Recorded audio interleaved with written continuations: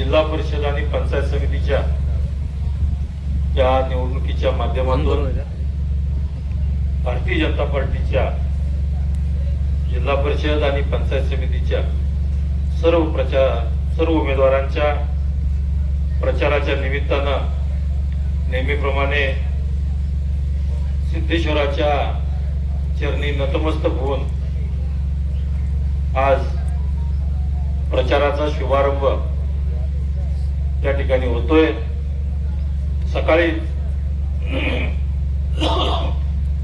पंढरपूर तालुक्यातील सुद्धा जिल्हा परिषद पंचायत समितीच्या भारतीय जनता पार्टीचा सकाळी 10:15 वाजता रान्नी येथे शंभू महादेवाच्या चरणी नतमस्तक होऊन पंढरपूर आणि मंगळवेढ्याच्या प्रचाराचा शुभारंभ त्या ठिकाणी झाला।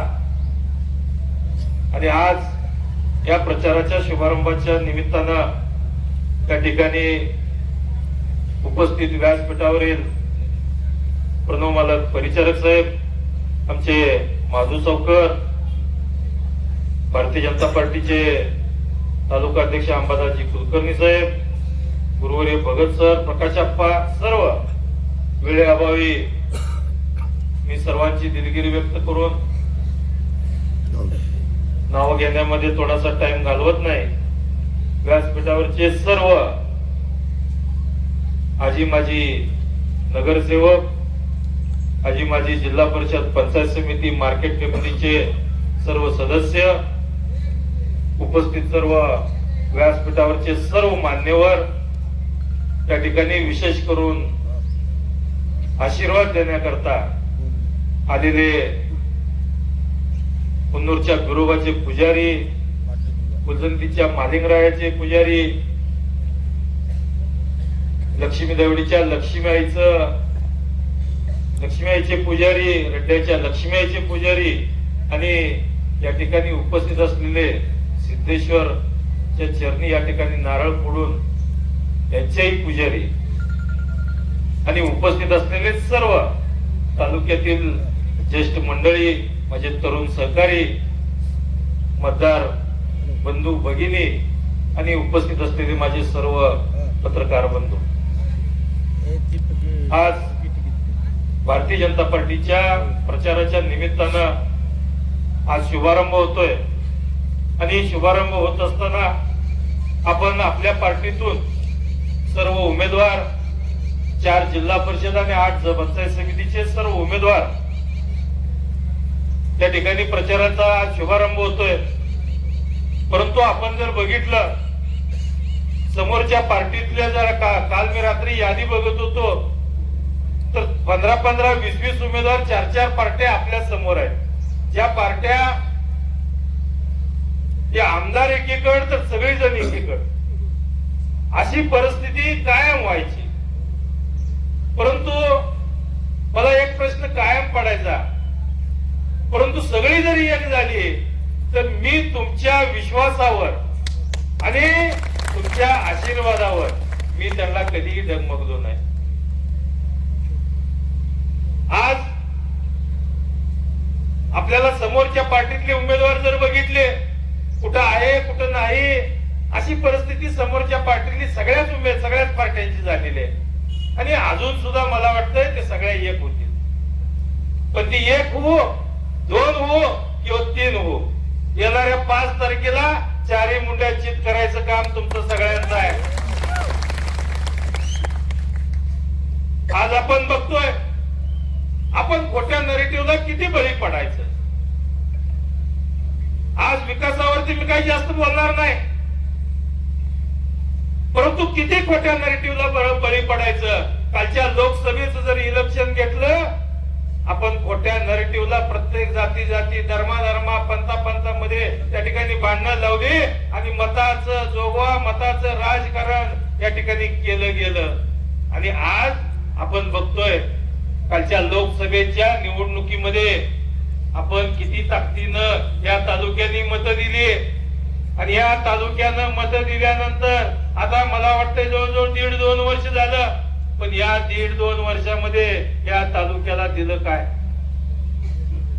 तुम्ही सगळे लोकप्रतिनिधी आहे तिथं, तुमच्या तुमच्या गावात बघा, त्यांनी दिलं काय, किती निधी दिला, किती विकास कामं केली आणि किती विकासात्मक निर्णय घेतले. इथं आल्यानंतर फक्त आमदारावर बोलायचं, आमदार विकासाच्या आडवी येतात.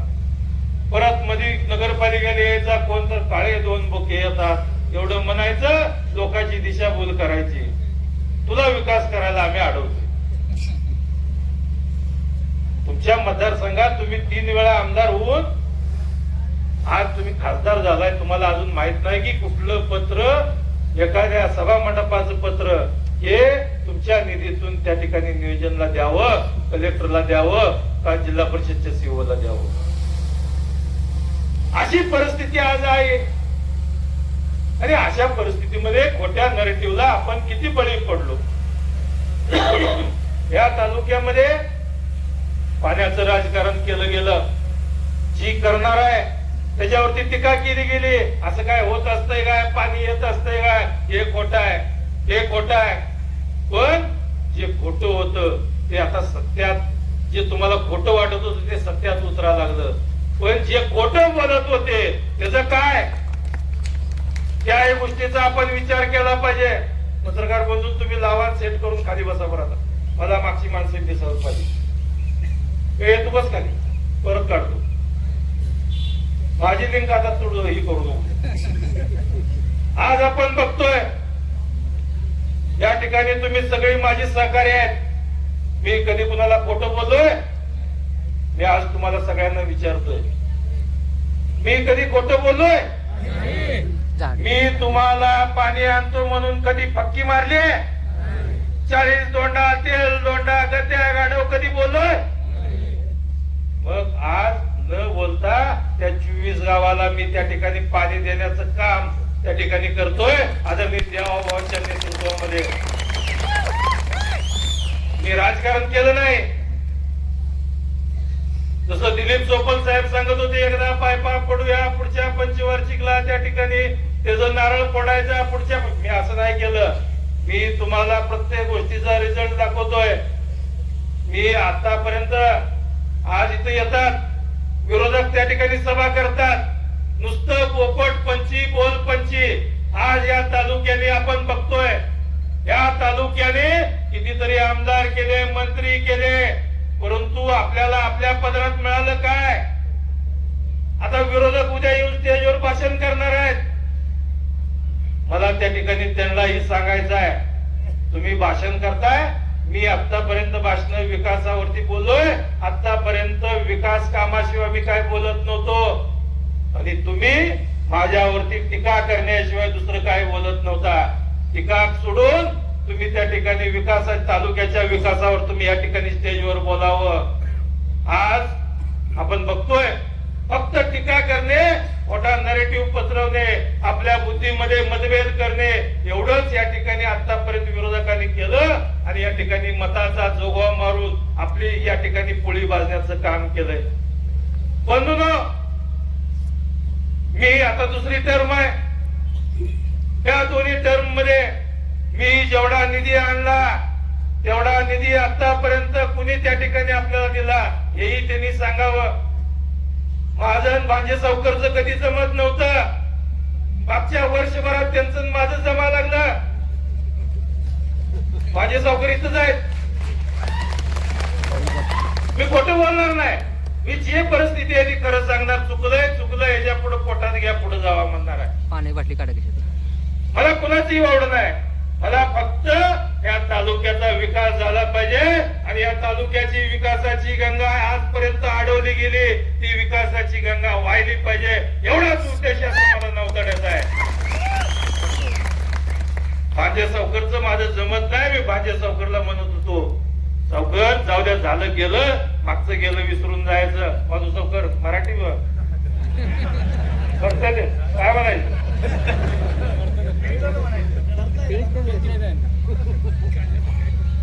जमत नव्हतं आमचं. पण त्या ठिकाणी आमचं ज्या वेळेला जमलं त्यावेळेला त्यांचा विश्वास माझ्यावर नव्हता. अवताडे काय करणार, पण या अवताडे वेगळा आहे.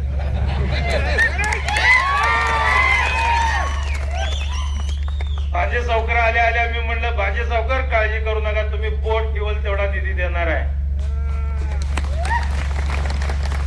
ज्यावेळेला माझं त्यांचं जमलं आणि त्यांनी एवढा पाठपुरावा केला पहिल्या 3 महिन्यामध्ये 22 कोटी रुपयाचा निधी मी त्या ठिकाणी त्या गावाच्या विकास कामाला दिला. 25 कोटी पहिल्या 3 मध्ये. आता त्याची कामं सध्या चालू आहे.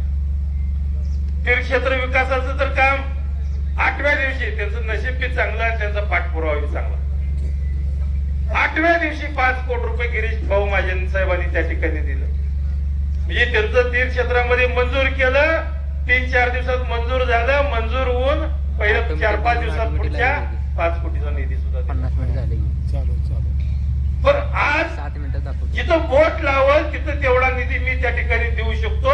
त्या सरकारमध्ये त्या ठिकाणी माझं वजन आहे. आदरणीय देवाभाऊ कशी माझं वजन आहे.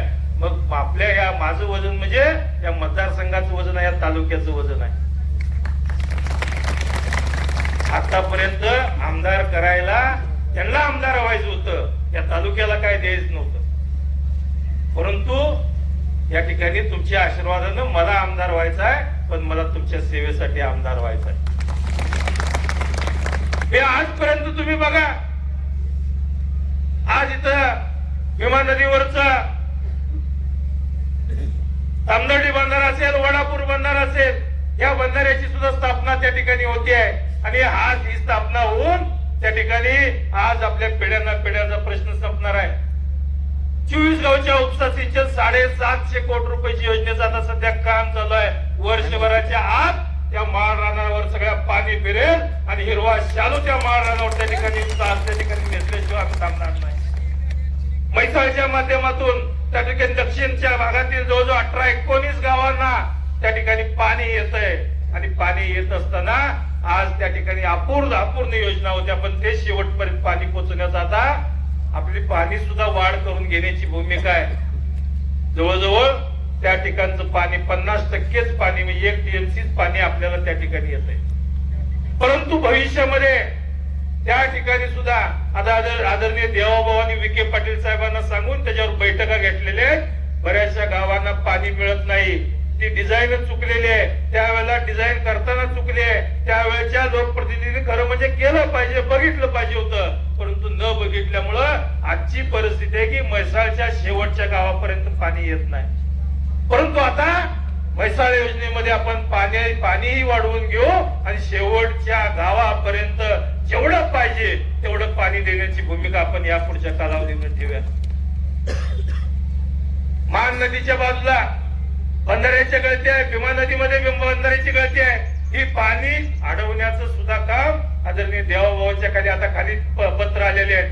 सगळे मान आणि भीमा नदीवरचे बंधारे सगळे गळती थांबवून त्या ठिकाणी लागणारं पाणी, कारण सोलापूरची पाईपलाईन जर झाली तर आपल्याला यायचं पाणी असेल, शेतीच्या पाण्याचं असेल, ही परिस्थिती अवघड होणार आहे. त्यामुळं ज्या ठिकाणी नगरपालिकेच्या पाण्याची उपसा उचितान बंधाऱ्यावर जर होत असेल, 40 गावच्या योजनेची पाणी त्या ठिकाणी जात आहे, आंधळगाव प्रादेशिक योजनेची सुद्धा पाणी तिथून जात आहे. या बंधाऱ्याची क्षमता वाढवून त्या ठिकाणी पाणी थांबण्याचं सुद्धा काम आपण करतोय.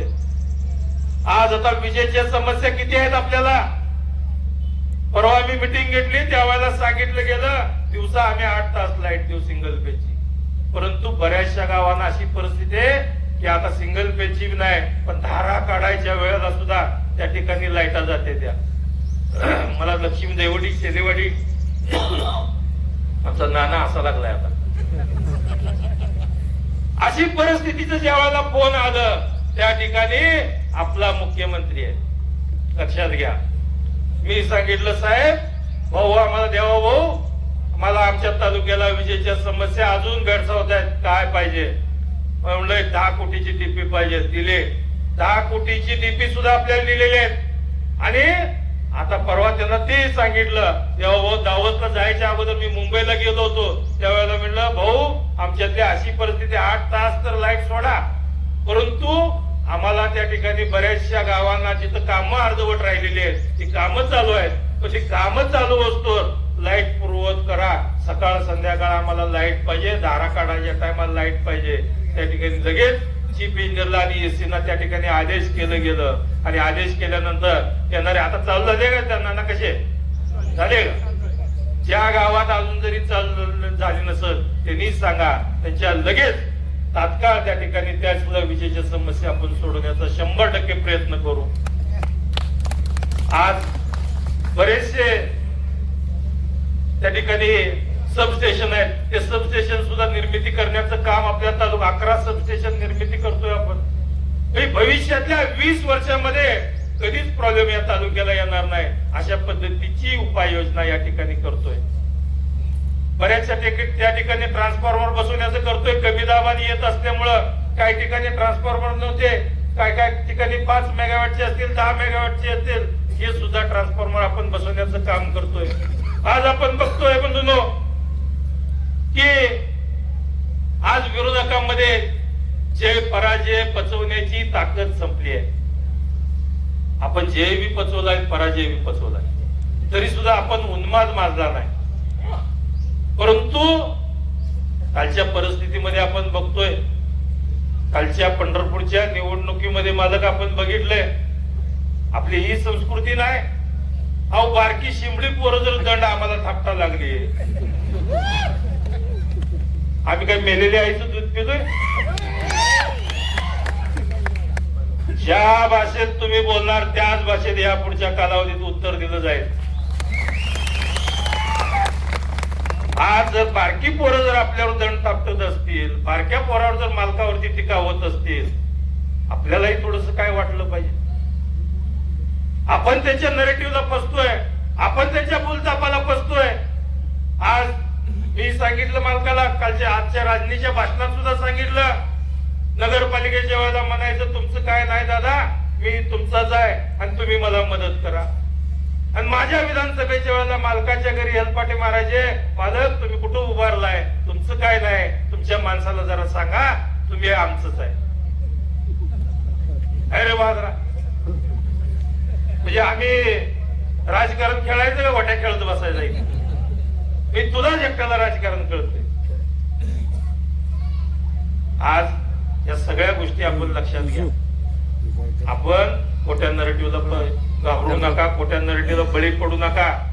कोण काय म्हणतंय काय विचार करू नका. हे जर बारकी वाटली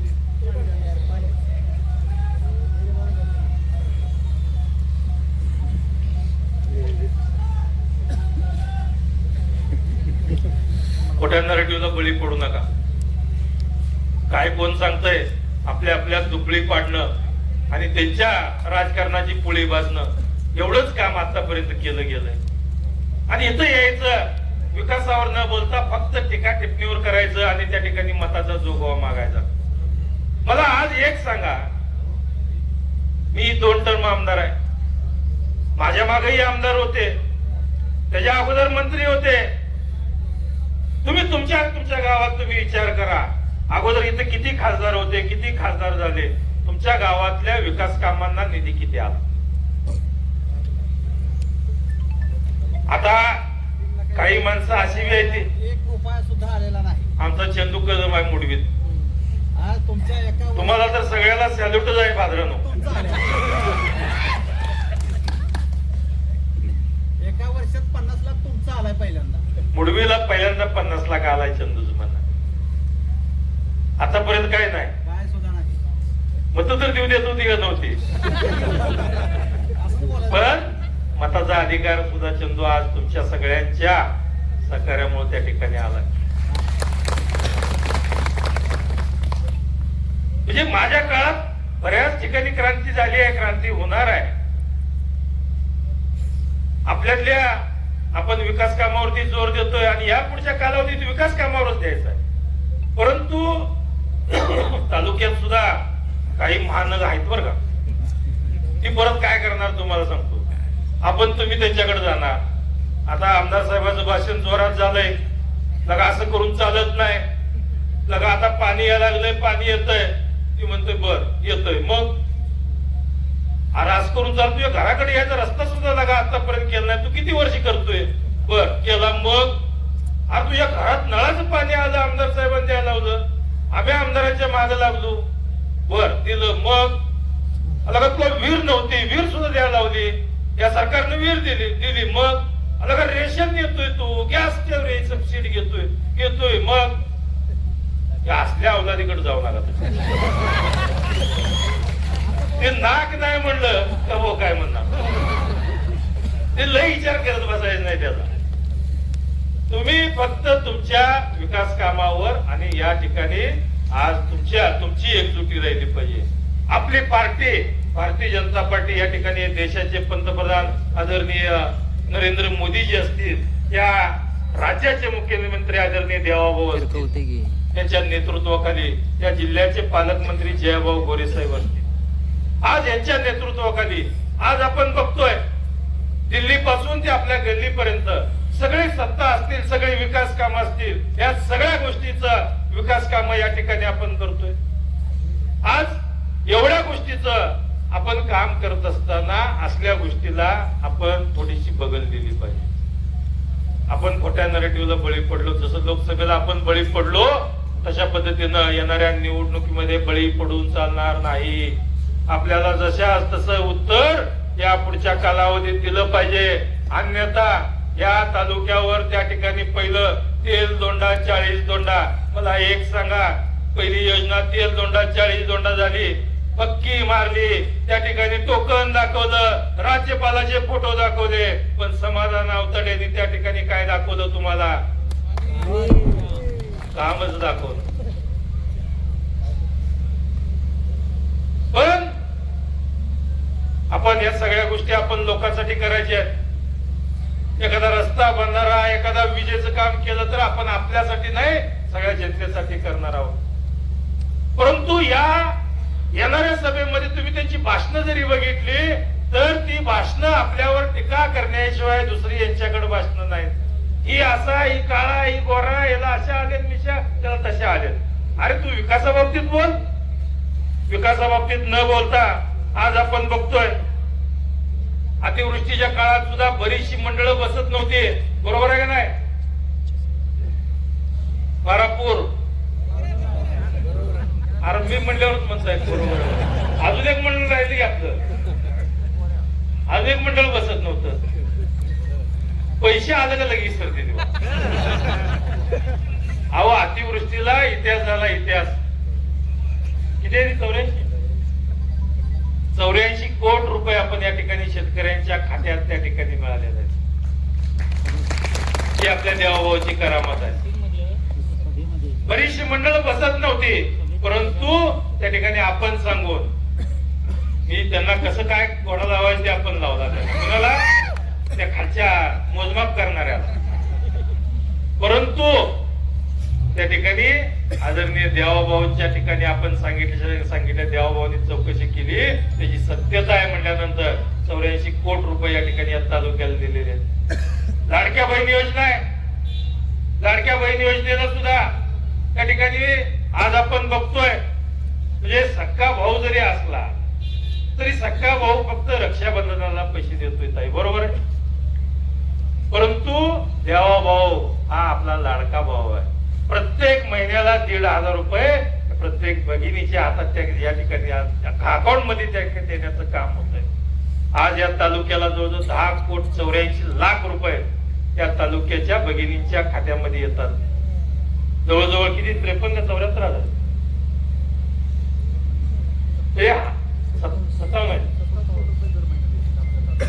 हे एवढे कोट्यावधी रुपये जर या ठिकाणी येत असतील तर आपण का त्या ठिकाणी मागं पडलं पाहिजे? रेशन केंद्राकडून फुकट आहे, गॅस सबसिडी आहे, पीएम किसान शेतकऱ्याला योजना आहे, बहीण लाडक्या बहिणीला तर काय सगळं फुकट आहे, शिक्षण फुकट आहे, एसटी मध्ये सवलत आहे, त्या ठिकाणी 1,500 महिन्याला आहेतच. तर लाडक्या बहिणीच आहे, लाडका भाऊही आहे, पीएम किसान योजना असेल. मग एवढ्या सगळ्या योजना जर आपल्यासाठी होत असतील, काल मी एकाची आरोग्याची तर आता म्हणजे माझं पत्र दिल्या कुणाला 1,00,000, 2,00,000, 50,000, 80,000 एवढी मुख्यमंत्री सहायता निधीतून या ठिकाणी एवढे पैसे आपल्या त्या ठिकाणी आरोग्याच्या माध्यमातून त्या पेशंटला दिलासा देण्याचं काम होतंय. शेतीचं लाईट बिल आता लाईट बिल येतंय का कुणाला? लाईट बिल नाही. आता याच्या पुढं सोलर, त्या सोलरचा सुद्धा आता कॅम्प घेऊ. बऱ्याचशा शेतकऱ्यांना वाटतं याची लई प्रोसिजर अवघड आहे, पण एवढं इलेक्शन झालं त्याचा एक मोठा कॅम्प घेऊ, प्रत्येक भागाभागामध्ये घेऊ. त्याचं महत्व आणि त्याचं त्या ठिकाणी असणारे अधिकारी एकाच ठिकाणी घेऊ आणि जास्तीत जास्त लोकांना सोलर एकदा गेला मग लाईटची कुठेही कमतरता पडणार नाही. कारण आपल्याला माहित आहे लाईटची कशी कमतरता आहे. आपल्याला बोलता बी येत नाही आणि करता बी येत नाही. बरोबर आहे का चेअरमन? मोटरचं कनेक्शन कितीच?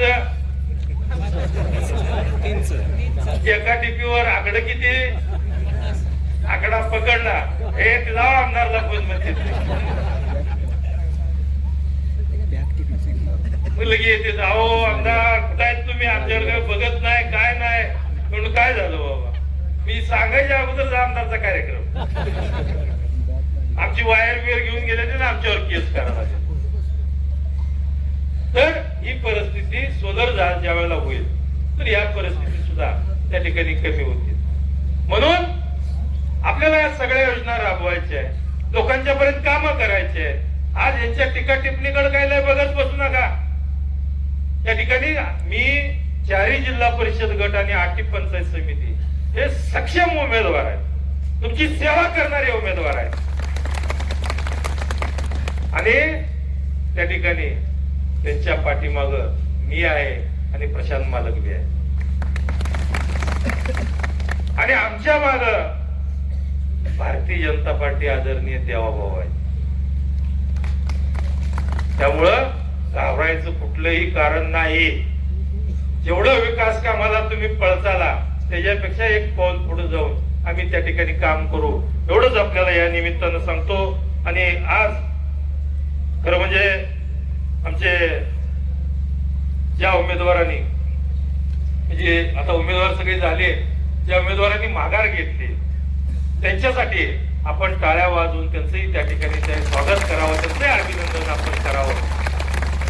कारण त्यांनी सुद्धा पार्टीसाठी आणि आपल्या सगळ्यासाठी जे दोघही सक्षम होते, पण दोघांपैकी कुणाला तरी एकालाच निवडा लागत होता. परंतु या ठिकाणी मी एवढं आश्वस्त करतो, तुम्ही सुद्धा कार्यरत राहा, काम करत राहा. तुम्हाला सुद्धा ही पार्टी अशी आहे की ही पार्टी काम करणाऱ्याला कुठेही त्या ठिकाणी थांबवत नाही. मी एवढंच उदाहरण त्या ठिकाणी देतो. हे आम्ही एक आमचं त्या ठिकाणी मेळावा होता. मेळाव्यामध्ये या राज्याचे देशाचे गृहमंत्री अमित भाई यांचं भाषण त्या ठिकाणी होतं आणि त्यांच्या भाषणामध्ये त्यांनी सांगितलं की नव्या आणि जुन्याचा सुद्धा मेळ. बऱ्याचशा लोकांना वाटतंय ही माझ्या लोकांनी यायला लागलं असं वाटतंय, पण नव्या जुन्याचा मेळ सुद्धा हा झाला पाहिजे. जुन्यानी नव्याला आपण ऍक्सेप्ट करून घेतलं पाहिजे. आपली पार्टी वाढली पाहिजे. आणि ही पार्टी वाढत असताना आता जे उमेदवार आहेत ते उमेदवार सुद्धा तेही सक्षम होते. ते सक्षम नव्हते असं नाही, तेही 100% सक्षम होते. परंतु आपल्याला एकच द्यावं लागत होतं. पण एक